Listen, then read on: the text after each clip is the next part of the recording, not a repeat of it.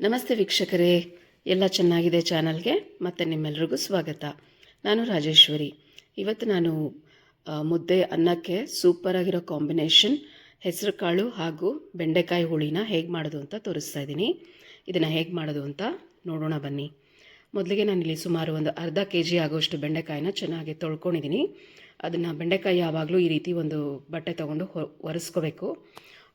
ಆವಾಗ ಹುರಿಯುವಾಗ ಲೋಳೆ ಬಿಟ್ಕೊಳ್ಳಲ್ಲ. ನೀರಿನ ಅಂಶ ಇದ್ದರೆ ಬೆಂಡೆಕಾಯಲ್ಲಿ ಲೋಳೆ ಬಿಟ್ಕೊಳ್ಳುತ್ತೆ. ಈಗ ನಾವು ಇದನ್ನು ಮೀಡಿಯಮ್ ಗಾತ್ರಕ್ಕೆ ಕಟ್ ಮಾಡ್ಕೊಳ್ಳೋಣ.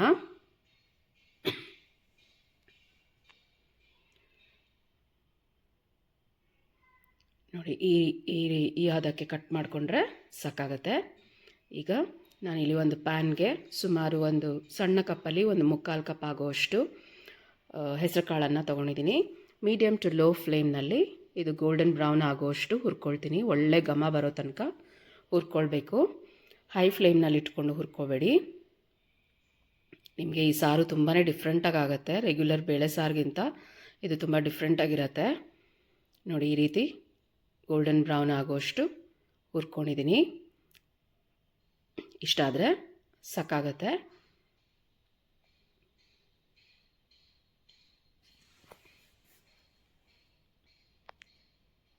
ಈಗ ಇದನ್ನು ಒಂದು ಪಾತ್ರೆಯಲ್ಲಿ ನೀರು ತೊಗೊಂಡಿದ್ದೀನಿ. ಅದಕ್ಕೆ ಹುರಿದಿರೋವಂಥ ಹೆಸರು ಕಾಳನ್ನು ಸೇರಿಸ್ತಾ ಇದ್ದೀನಿ. ಈ ಹೆಸರು ಕಾಳು ಸುಮಾರು 1.5 2 ಗಂಟೆಗಳ ಕಾಲ ಚೆನ್ನಾಗಿ ನೆಂತ್ಕೋಬೇಕಾಗತ್ತೆ. ಈಗ ಮತ್ತೆ ಅದೇ ಪ್ಯಾನಲ್ಲಿ ಒಂದು 2 ಚಮಚದಷ್ಟು ಎಣ್ಣೆನ ಹಾಕ್ಕೊಳ್ತಾ ಇದ್ದೀನಿ. ಇದಕ್ಕೆ ಕಟ್ ಮಾಡಿ ಇಟ್ಕೊಂಡಿರೋವಂಥ ಬೆಂಡೆಕಾಯಿನ ಸೇರಿಸಿ ಚೆನ್ನಾಗಿ ಹುರ್ಕೊಳ್ಳೋಣ.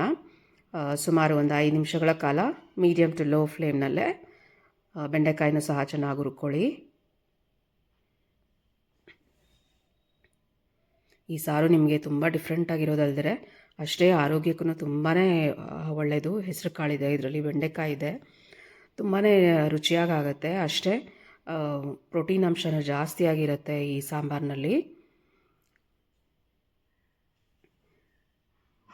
ಮೀಡಿಯಮ್ ಟು ಲೋ ಫ್ಲೇಮ್ನಲ್ಲೇ ಬೆಂಡೆಕಾಯಿನೂ ಸಹ ಚೆನ್ನಾಗಿ ಹುರ್ಕೊಳ್ಳೋಣ. ಸಿಪ್ಪೆ ಮೇಲೆಲ್ಲ ಬ್ರೌನ್ ಆಗೋಷ್ಟು ಹುರ್ಕೊಂಡ್ರೆ ಸಾಕಾಗುತ್ತೆ. ನೋಡಿ, ಈಗ ಬೆಂಡೆಕಾಯಿ ಎಲ್ಲ ಚೆನ್ನಾಗಿ ಹುರಿದು ರೆಡಿಯಾಗಿದೆ. ಸ್ಟವ್ ಆರಿಸ್ಕೊಂಡ್ಬಿಡೋಣ.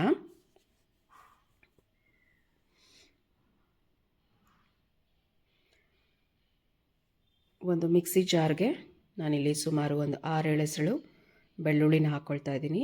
ಹಾಗೆ ಒಂದು 1/4 ಭಾಗದಷ್ಟು ಹಸಿ ತೆಂಗಿನಕಾಯಿನ ಕಟ್ ಮಾಡಿಟ್ಕೊಂಡಿರೋದನ್ನು ಹಾಕ್ಕೊಳ್ತಾ ಇದ್ದೀನಿ. ಹಾಗೆ 3 ಟೇಬಲ್ ಚಮಚದಷ್ಟು ಸಾಂಬಾರು ಪುಡಿನ ಹಾಕ್ಕೊಳ್ತಿದ್ದೀನಿ.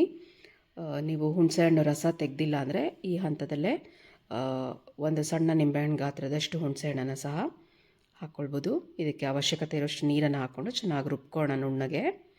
ಈಗ ಸಾಂಬಾರು ಮಾಡೋ ಪಾತ್ರೆಗೆ 2 ಚಮಚದಷ್ಟು ಎಣ್ಣೆನ ಹಾಕ್ಕೊಳ್ಳೋಣ.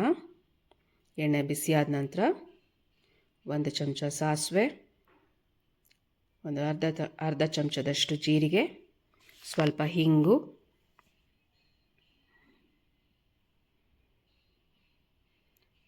ಹಾಗೆ ಒಂದು 2 ಕಡ್ಡಿ ಆಗುವಷ್ಟು ಕರಿಬೇವಿನ ಸೊಪ್ಪನ್ನು ಸೇರಿಸೋಣ. ಹಾಗೆ ನಾನು ಒಂದು ಮೀಡಿಯಮ್ ಸೈಜ್ ಈರುಳ್ಳಿನ ಮೀಡಿಯಮ್ ಗಾತ್ರಕ್ಕೆ ಹೆಚ್ಚಿಟ್ಕೊಂಡಿದ್ದೀನಿ. ಅದನ್ನು ಸಹ ಸೇರಿಸ್ತಾ ಇದ್ದೀನಿ. ಈರುಳ್ಳಿ ಸ್ವಲ್ಪ ಹುರಿದ ನಂತರ ನಾನು 1 ಆ್ಯಪಲ್ ಟೊಮ್ಯಾಟೋನ ಸಣ್ಣದಾಗಿ ಹೆಚ್ಚಿಟ್ಕೊಂಡಿದ್ದೀನಿ. ಅದನ್ನು ಸಹ ಸೇರಿಸ್ಕೊಳ್ಳೋಣ.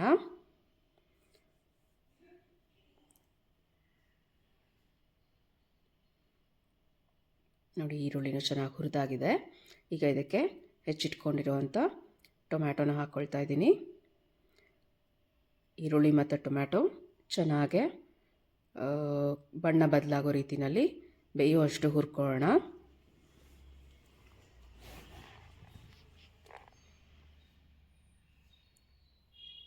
ನೋಡಿ, ಈಗ ಈರುಳ್ಳಿ ಮತ್ತು ಟೊಮ್ಯಾಟೊ ಚೆನ್ನಾಗೆ ಬಣ್ಣ ಬದಲಾಗುವಷ್ಟು ಬೆಂದಿದೆ. ಈಗ ಇದಕ್ಕೆ ನಾವು ನೀರು ಹಾಕಿ ನೆನೆಯೋಕ್ಕಿಟ್ಟಿದ್ದ ಹುರಿದಿದ್ದ ಹೆಸರು ಕಾಳನ್ನು ಹಾಕ್ಕೊಳ್ಳೋಣ. ಹೆಸರು ಕಾಳು 1.5 2 ಗಂಟೆಗಳ ಕಾಲ ಚೆನ್ನಾಗಿ ನೆಂದರೆ ತುಂಬ ಬೇಗ ಬೆಂದು ಚೆನ್ನಾಗಿ ರೆಡಿ ಆಗುತ್ತೆ. ಹಾಗೆ ಇದಕ್ಕೀಗ ನಾವು ಹುರಿದಿಟ್ಕೊಂಡಿರೋ ಅಂಥ ಬೆಂಡೆಕಾಯಿನೂ ಸಹ ಸೇರಿಸ್ತಾ ಇದ್ದೀನಿ. ಇದಕ್ಕೆ ಮುಳುಗುವಷ್ಟು ನೀರನ್ನು ಹಾಕ್ಕೊಳ್ಳೋಣ. ಸುಮಾರು 1 ರಿಂದ 1.5 ಲೋಟದಷ್ಟು ನೀರನ್ನು ಹಾಕ್ಕೊಂಡು ಬೇಯೋದಕ್ಕೆ ಬಿಟ್ಬಿಡ್ಬೇಕಾಗತ್ತೆ. ಸುಮಾರು ಒಂದು 7ರಿಂದ 8 ನಿಮಿಷ ಮೀಡಿಯಮ್ ಟು ಹೈ ಫ್ಲೇಮ್ನಲ್ಲೇ ಇಟ್ಟು ಬೇಯಿಸ್ಕೋಬೇಕು. ಹೆಸರು ಕಾಳೆಲ್ಲ ಬೆಂದು ರೆಡಿಯಾಗೋ ರೀತಿಯಲ್ಲಿ ಬೇಯಿಸ್ಕೋಬೇಕಾಗತ್ತೆ. ನೋಡಿ, ಈಗ ನಾನು 1.5 ಲೋಟ ನೀರನ್ನು ಸೇರಿಸಿ ಮುಚ್ಚಿಡ್ತಾ ಇದ್ದೀನಿ. ಒಂದು 6-7 ನಿಮಿಷ ಆದ ನಂತರ ಬೆಂದಿದೆಯಾ ಚೆಕ್ ಮಾಡ್ಕೊಳ್ಳೋಣ. ಹೆಸರು ಕಾಳನ್ನ ತೆಗೆದು ನೀವು ಚೆಕ್ ಮಾಡ್ಕೋಬೇಕಾಗತ್ತೆ ಬೆಂದಿದೆಯಾ ಅಂತ. ಹೆಸರು ಕಾಳು ಬೆಂದಿದ್ರೆ ಮುಂದಿನ ಪದಾರ್ಥಗಳನ್ನು ಸೇರಿಸ್ಬೇಕಾಗತ್ತೆ. ನೋಡಿ, ಹೆಸರು ಕಾಳು ಚೆನ್ನಾಗಿ ಬೆಂದು ರೆಡಿಯಾಗಿದೆ. ಇದು ಆರಿದ ನಂತರ ಈ ಹೆಸರು ಕಾಳು ಇನ್ನೂ ಚೆನ್ನಾಗೇ ಸಾರಿನಲ್ಲಿ ಹೊಂದ್ಕೊಳ್ಳುತ್ತೆ. ಈಗ ನಾನು ಇದಕ್ಕೆ ರುಚಿಗೆ ತಕ್ಕಷ್ಟು ಕಲ್ಲುಪ್ಪನ್ನು ಸೇರಿಸ್ತಾ ಇದ್ದೀನಿ. ಹಾಗೆ ಒಂದು ಸಣ್ಣ ನಿಂಬೆಹಣ್ಣು ಗಾತ್ರದಷ್ಟು ಹುಣಸೆಹಣ್ಣನ್ನು ನೆನೆ ಹಾಕಿ ನಾನು ರಸ ತೆಕ್ಕೊಂಡಿದ್ದೀನಿ, ಅದನ್ನು ಸಹ ಸೇರಿಸ್ತಾ ಇದ್ದೀನಿ. ಇದನ್ನು ಚೆನ್ನಾಗಿ ಮಿಕ್ಸ್ ಮಾಡ್ಕೊಳ್ಳೋಣ. ಹಾಗೆ ಇದಕ್ಕೆ ನಾವು ರುಬ್ಬಿಟ್ಕೊಂಡಿರೋ ಅಂಥ ತೆಂಗಿನಕಾಯಿ, ಬೆಳ್ಳುಳ್ಳಿ ಮತ್ತು ಸಾಂಬಾರು ಪುಡಿ ಮಸಾಲಾನ ಸಹ ಸೇರಿಸ್ಕೊಳ್ಳೋಣ.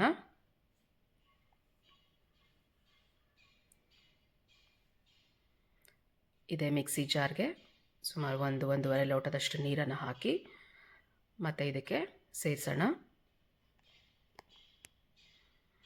ನೀರನ್ನು ನೀವು ನೋಡ್ಕೊಂಡು ಹಾಕ್ಕೊಳ್ಳಿ. ನಿಮಗೆ ಕನ್ಸಿಸ್ಟೆನ್ಸಿ ಯಾವ ರೀತಿ ಬೇಕೋ ಆ ರೀತಿ ನೀರನ್ನು ಹಾಕ್ಕೊಳ್ಬೋದು. ಈ ಸಾಂಬಾರು ಆರಿದ ನಂತರ ಒಂದು ಸ್ವಲ್ಪ ಗಟ್ಟಿ ಬರುತ್ತೆ, ಹಾಗಾಗಿ ನೀರನ್ನು ನೋಡಿಕೊಂಡು ಹಾಕ್ಕೊಳ್ಳಿ.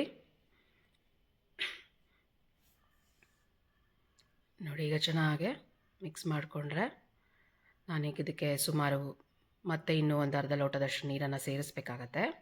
ಈಗ ಇದಕ್ಕೆ ಸ್ವಲ್ಪ ಬೆಲ್ಲನ ಹಾಕ್ಕೊಳ್ತೀನಿ. ಒಂದು ಸಣ್ಣ ಚಮಚದಲ್ಲಿ ಬೆಲ್ಲನ ಹಾಕ್ಕೊಳ್ಳೋಣ. ಉಪ್ಪು, ಹುಳಿ, ಖಾರ ಎಲ್ಲ ಚೆನ್ನಾಗಿ ಬ್ಯಾಲೆನ್ಸ್ ಆಗುತ್ತೆ ಅದರಿಂದ. ಹಾಗೆ ಮತ್ತೆ ಒಂದು ಅರ್ಧ ಲೋಟದಷ್ಟು ನೀರನ್ನು ಸೇರಿಸ್ತಾ ಇದ್ದೀನಿ.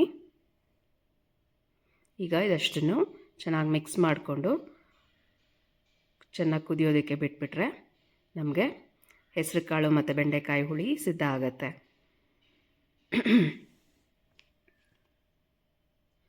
ನೋಡಿ, ಚೆನ್ನಾಗಿ ಸಾಂಬಾರು ಕುದ್ದು ಬಂದಿದೆ. ಇದಕ್ಕೆ ಕಡೆಯದಾಗೀಗ ಸ್ವಲ್ಪ ಕೊತ್ತಂಬರಿ ಸೊಪ್ಪನ್ನು ಕಟ್ ಮಾಡಿ ಹಾಕ್ಕೊಳ್ತಾ ಇದ್ದೀನಿ. ಇಷ್ಟು ಹಾಕ್ಕೊಂಡು ಒಮ್ಮೆ ಚೆನ್ನಾಗೆಲ್ಲ ಮಿಕ್ಸ್ ಮಾಡಿಕೊಂಡ್ರೆ ನಮಗೆ ಸಾಂಬಾರು ಮುದ್ದೆ ಅಥವಾ ಅನ್ನದ ಜೊತೆ ತಿನ್ನೋದಕ್ಕೆ ಸಿದ್ಧ ಆಯಿತು. ಇದೇ ರೀತಿ ಮತ್ತಷ್ಟು ಇಂಟ್ರೆಸ್ಟಿಂಗ್ ರೆಸಿಪೀಸ್ನ ನಾವು ನಮ್ಮ ಚಾನಲ್ನಲ್ಲಿ ಪೋಸ್ಟ್ ಮಾಡ್ತಾ ಇರ್ತೀವಿ.